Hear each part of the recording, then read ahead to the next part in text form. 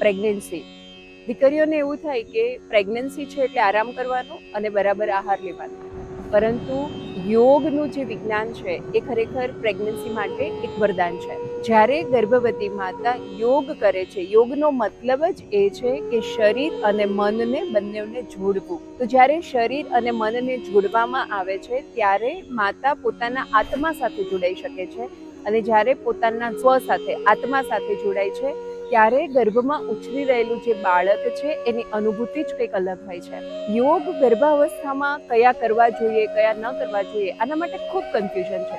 યોગ શરીરના સ્વાસ્થ્ય માટે તો ખરું જ, એની બાય પ્રોડક્ટ છે. ખરેખર યોગ જે છે ને એ માનસિક અને આધ્યાત્મિક ઉન્નતિ માટે છે.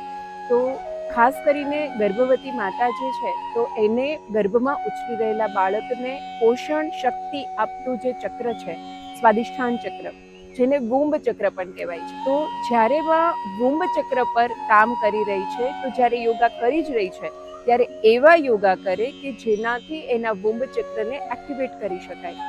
જેમ કે એવા કોઈ પણ યોગા જે હિપ્સને ઓપન કરે છે, જેમ કે બંને પગને થોડાક વાઇડ ઓપન કરીને મૂવમેન્ટ કરવી.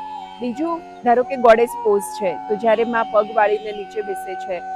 વીરભદ્રાસન છે કે પગ પર વજન લઈને પોતાના બોડીને સ્ટ્રેચ કરે છે.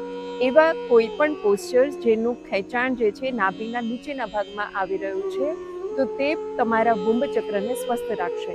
જ્યારે વુંબ ચક્ર સ્વસ્થ છે ત્યારે તમારું ગર્ભાશય સ્વસ્થ છે અને ગર્ભમાં ઉછરી રહેલા બાળકને ખૂબ સારી ઉર્જા મળી રહી છે. એવી કોઈ પરિસ્થિતિ છે જેમાં ડૉક્ટરે તમને કમ્પ્લીટ બેડ રેસ્ટ આપ્યો છે તો ડૉક્ટરની સલાહ વગર આગળ ન વધવું.